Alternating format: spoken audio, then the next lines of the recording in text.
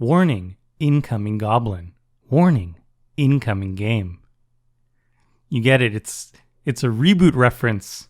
This video is sponsored by Cool Stuff Inc. with free weekly content and free shipping on orders over $150. You can save 5% site-wide by using the promo code MTGMuddstah. If you're looking for a direct way to help the channel, please consider joining my Patreon and becoming a member of the generic Goblin Gang. Hey gang, and welcome back. Today's game features Maximus, Mika, Kevin, and myself. Maximus is playing his fencing-inspired Bruse Tarl Akiri deck, keeping a Mountains, a Plains, Sacred Peaks, Furycom Snarl, Fabled Passage, SRAM Senior Edificer, and Lightning Greaves. Mika is playing Go-Shintai, keeping Dam, Felwar Stone, Go-Shintai Boundless Vigor, Honden of Night's Reach, Seaside Citadel, Chromatic Lantern, and Xander's Lounge. Kevin is playing Garna and wants to cause some pain, keeping Ash Barrens, Swamp, Mob Rule, Loyal Apprentice, Taloni Summoner, Sat's Will, and a Dogged Detective. Or is it Dog Detective? I don't know. I am playing one of my absolute favorite decks, which is Trostani, keeping Soul Ring, Scavenger Grounds, Garruk's Uprising, Panharmonicon, Altar of Dementia, Temple Garden, and Karmic Guide. Maximus wins the die roll and starts us off. He draws, playing a Sacred Peaks.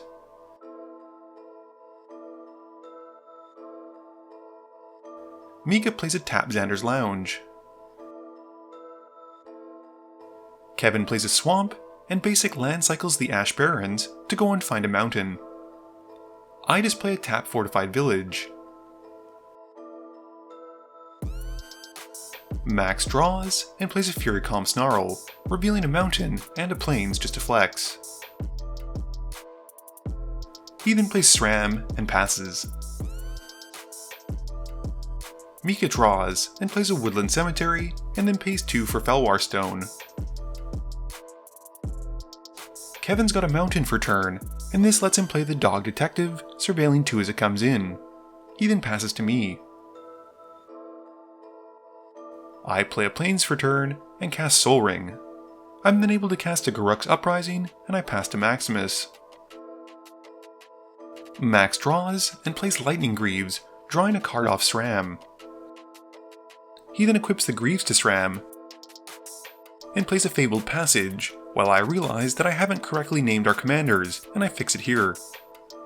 Moving to combat, Maximus swings SRAM at me, dealing 2, and he passes after that. Mika draws and plays a Marsh Flats. He cracks it to go and find a Plains. He then casts a Go-Shintai of Life's Origin and passes to Kevin. Kevin draws and plays a Mountain. He casts a Burnished Heart and then goes to combat. He swings the Detective at Maximus, and Maximus cracks the Fabled Passage in response and then takes 2. After that, Kevin passes. I've got a Temple Garden, which I have come in tapped, and pass after that. Maximus plays a Mountain, and pays a white and a red for Fighter class, going to tutor up a Mask of Memory. He then casts it and draws from SRAM.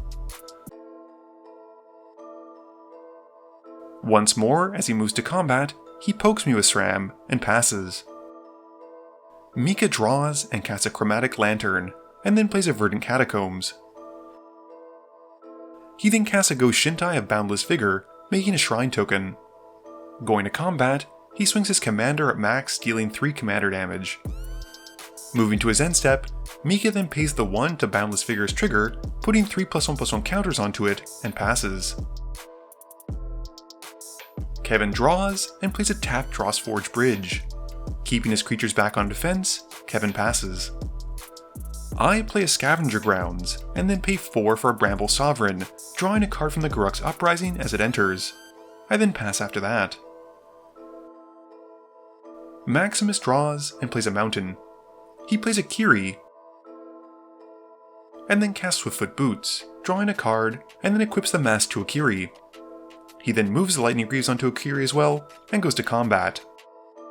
He swings Akiri at Kevin, and Kevin blocks with the Burnished Heart, and then sacrifices it to go and find 2 lands. With nothing else, Max passes. Mika plays a tap Seaside Citadel, and goes to combat. he swings Life's Origin at Kevin, who blocks with his Detective. In his post-combat main phase, Mika then plays a Hondens of Knight's Reach, making a Shrine token, and moves to his end step, putting the Boundless Vigors trigger on a Shrine token before passing and pays the 1.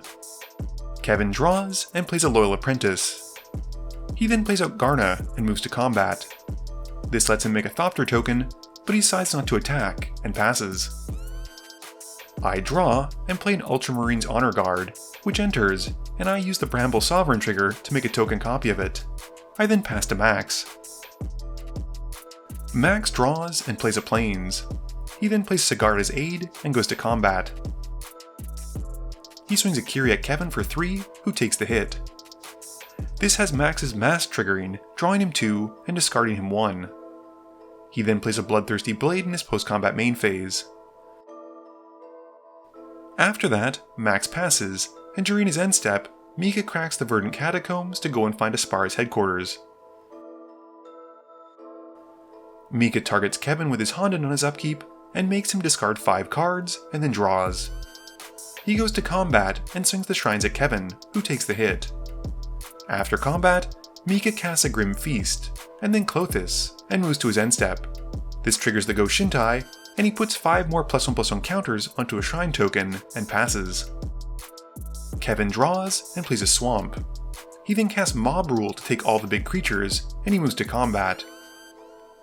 This lets him make a Thopter token, and he then swings all the creatures at Mika, who declares no blocks and drops to 9. After that, Kevin passes. I draw and play a Plains. 4 mana gets me a Panharmonicon, and I then cast a Reclamation Sage, drawing 2 cards from Garruk's Uprising because of the Ultramarine Honor Guard pumping it. I then destroy the Honden and Mask of Memory with my 2 triggers, and I then move to combat.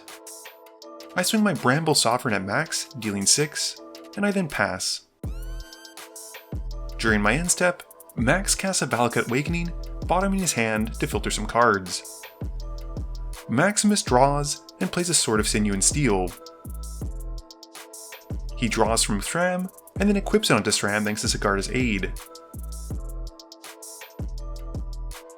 He then plays an Arcane Signet, and swings Akiri at me and Thram at Kevin. I chump with my Reclamation Sage, and Kevin takes the hit, with the trigger from the Sword of Sinew and Steel, destroying my Panharmonicon. With nothing else, Max passes. Mika takes 1 from the Grim Feast on his upkeep, and draws. He then exiles Mob Rule with Closis, and drains us all for 2, and then moves to combat. He swings his creatures at Kevin in return for the Mob Rule, and deals a total of 17. After combat, Mika overloads Dam to wipe the board, and regains a bunch of life thanks to Grim Feast. Mika then shocks himself by playing a Temple Garden, and casts Replenish, returning all of his shrines. He then passes after that.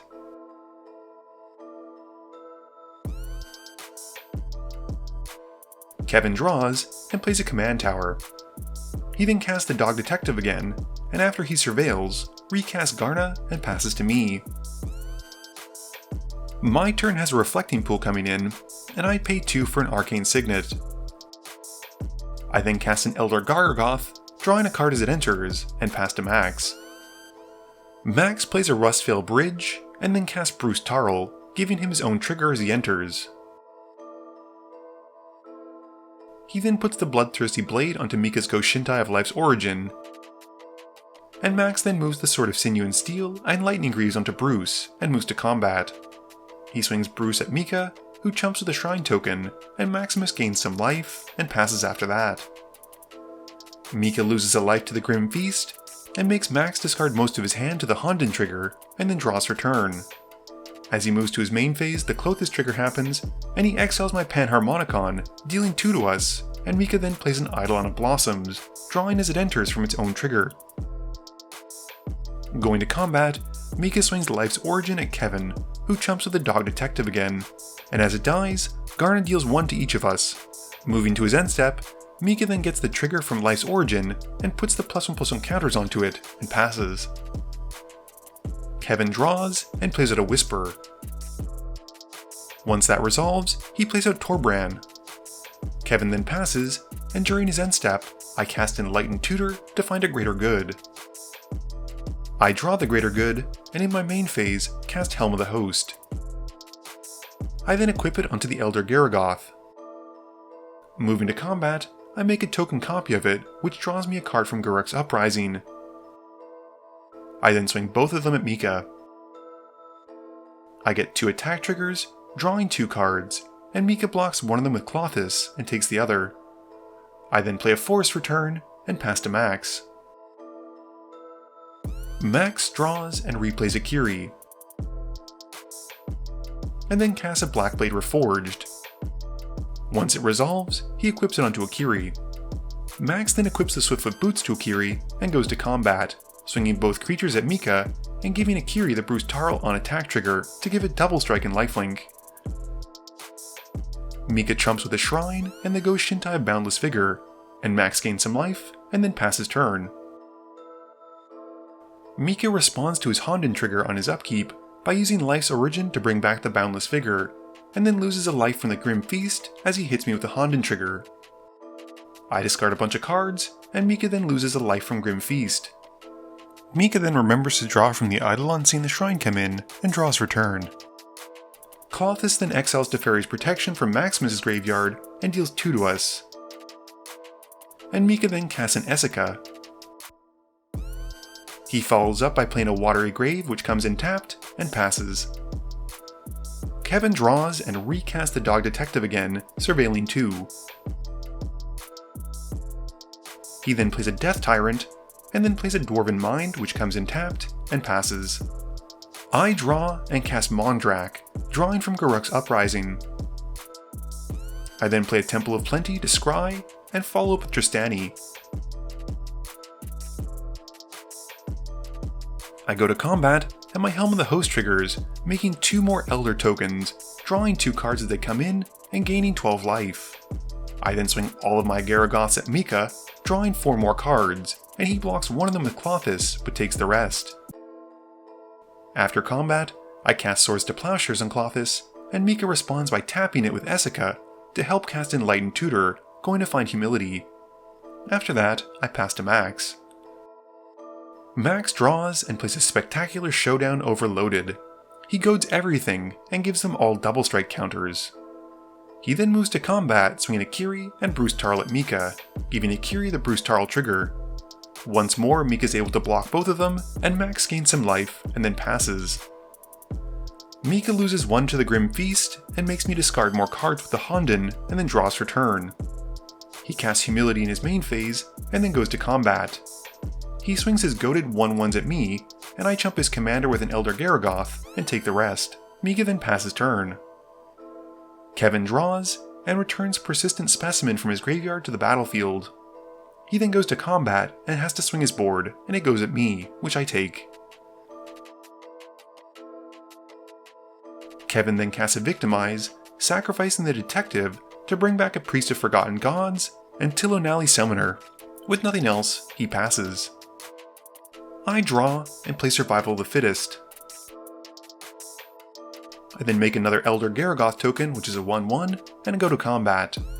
I swing all of my creatures at Mika, and after combat, I pass turn. Maximus draws and goes to combat. He swings Bruse Tarl at Kevin, giving Akiri the trigger, and Akiri goes at my face. I take 18 commander damage, and Kevin just dies. The Sword of Sinew and Steel trigger destroys my Helm of the Host and Soul Ring. In his second main phase, Maximus then levels up his fighter class to level 2 and casts an Armory Automaton, and then passes to Mika. Mika loses 1 and makes me discard more cards with the Honden trigger, and then draws for turn. He then plays an Opalescence, which is a Judge's Nightmare with Humility out. He swings Life's Origin at me, and everything else at max, with Opalescence overriding Humility to buff his enchantment's power and toughness. Maximus then drops to 36, and with that, Mika passes. Maximus draws and levels up fighter class, and then goes to combat. He swings Akiri and Bruse at Mika, forcing Humility to block Akiri, and without any good way to recover, Mika knows that he's done and scoops it up. Game review time. So, I thought of something fun to do, and that's tell you how long the edited games were before they were cut down. Today's game was 1 hour, 33 minutes, and 57 seconds. and that's about 33 minutes over what I typically aim for a great game.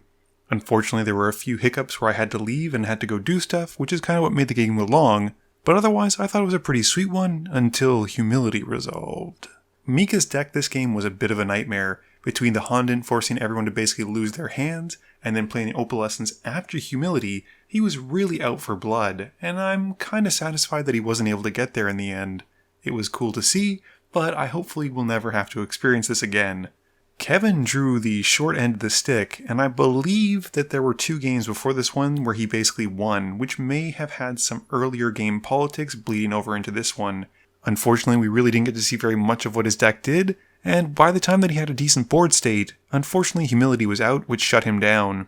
I was kind of similar. I think the best card that I was able to play was the Elder Garaggoth, and I got some decent value out of it. I think I drew like 6 to 8 cards from the on-attack triggers and them entering, but after that humility resolved, my deck is just done. On the flip side, although Maximus's creatures were also 1/1s, they still had the double strike counter and the benefit of all those equipments. In an equipment-based deck, humility actually doesn't slow them all that much down, especially if he's got something that gives him trample. He didn't in this case, but between the protection and just constantly smashing face and gaining so much life, Mika was not going to be able to win the game anytime soon, and at 1 life, he was just a hair away from dying at any given point. This video wouldn't be possible without the help from my sponsors, Cool Stuff Inc., Multizone, Original Magic Art, and Alter Sleeves. But it definitely wouldn't be possible without the help from you, the viewers, and my patrons. So I just want to say thank you for watching, and to remember, friends are just opponents you haven't eliminated yet.